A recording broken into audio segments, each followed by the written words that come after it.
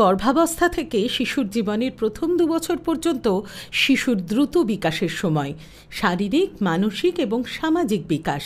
এই সময় সঠিক যত্ন আর লালন পালন হলে সুস্থ, বুদ্ধিমান শিশু গড়ে ওঠে।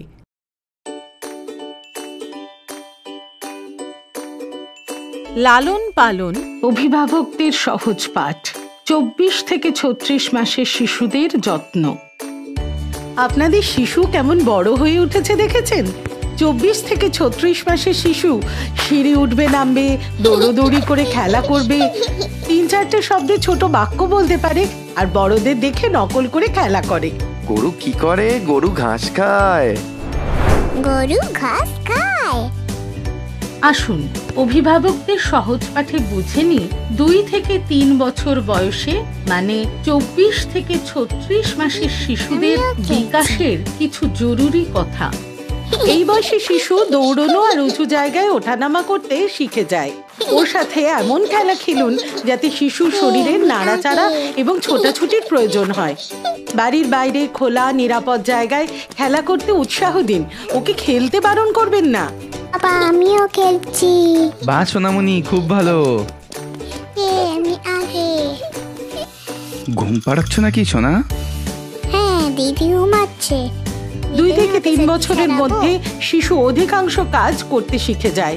ও সবাইকে দেখে আর তাদের কাজ নকল করে নিজে নিজে কাজ করতে শিখে যায়। পরিবারের সবাই ওর হাতের কাজের দক্ষতা বাড়াবার জন্য বিভিন্ন কাজ করার সুযোগ এবং উৎসাহ দিন। নিজে করে দেখান আর শিশুকে করতে উৎসাহ দিন। ধাঁধা, রিং এই ধরনের খেলনা দিয়ে শিশুর সঙ্গে খেলা করুন। এতে শিশুর বুদ্ধি আর অঙ্গ প্রত্যঙ্গের ব্যবহারের দক্ষতা আরো ভালো হবে। চৌকোকে চৌকো খাঁচায় রাখো আর গোলটাকে গোল খাঁচায় রাখো। মা, খেলছি আমিও। বাহ, খুব ভালো হয়েছে। এই বয়সের শিশু বেশ ভালোই কথা বলতে পারে, নিজের প্রয়োজন বোঝাতে পারে। সাধারণত 3 বছরের মধ্যে 3টে বা তার থেকে বেশি শব্দ যোগ করে বাক্য বানাতে পারে। এই যেমন সব চেনা জিনিসের নাম, তাদের রং কিংবা আকৃতি কি সঠিকভাবে বলতে পারে। পরিবারের সবাই শিশুকে বিভিন্ন জিনিস বা ছবির বই দেখান। 2-3টে শব্দ জুড়ে বাক্য বানিয়ে শিশুকে প্রশ্ন করুন। জিনিসের নাম, আকার, রং, পশু পাখির নাম বলতে বলুন। বাবু, এটা কি বলতো? বাবা, এটা লাল গোল বল। আর এটা কি? ছোট কাজ। দিদা খিদে পেয়েছে। দিদা।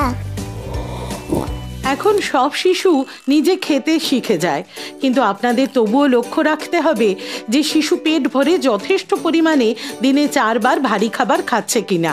পরিবারের জন্য বাড়িতে তৈরি বিভিন্ন খাবার সব খাওয়াবেন, কিন্তু ঝাল মশলা কম দিয়ে। শিশুকে দিনে 2 বার টিফিনে নানা রকমের হালকা খাবার দিন। মনে রাখবেন, চা, রঙিন পানীয়, বিস্কিট, চিপস, কেক, তেলে ভাজা প্যাকেটের খাবার একদম দেবেন না।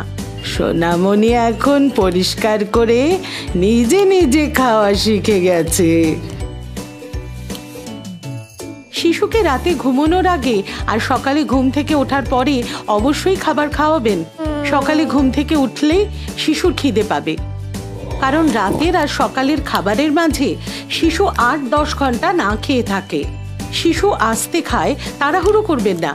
শিশুর মন অন্যদিকে গেলে বা খেতে গিয়ে খাবার পড়লেও ওকে খেতে উৎসাহ দিন। বকবেন কিংবা মারবেন না। এক ছিল বাঘ আর তার গায়ে ছিল ডোরা ডোরা দাগ। একগাল খাও, তারপরে বাকি গল্প।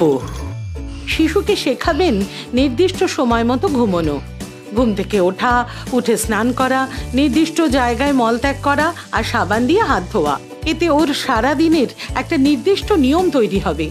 স্কুল যেতে শুরু করলে নিয়ম পালন করতে সাহায্য করবে। আর এই শিক্ষা ওকে দিতে হবে পরিবারের সবাই মিলে একসাথে। মনে রাখবেন, সঙ্গে সপ্তাহে 2 দিন আয়রন সিরাপ খাওয়াতে কিন্তু ভুলবেন না, এবং ভিটামিন এ তেল আর কৃমির ওষুধ খাওয়াতে স্বাস্থ্য কেন্দ্রে নিয়ে যাবেন। টিকাকরণ যেন সম্পূর্ণ থাকে নিশ্চিত করবেন। সোনামণি এই বয়সে অনেক কিছুই শিখেছে, এতেই হবে ওর পরিপূর্ণ বৃদ্ধি। কোনো শিশুদের মধ্যে বিপদের লক্ষণ দেখা যেতে পারে। আসুন এই বিপদের লক্ষণগুলি চিনিয়ে দিই। সিঁড়ি দিয়ে ওঠানামা করতে অসুবিধে হয়, নকল করার খেলাগুলি খেলে না, কথা স্পষ্ট বলতে পারছে না, ছোট বাক্য বলতে পারে না।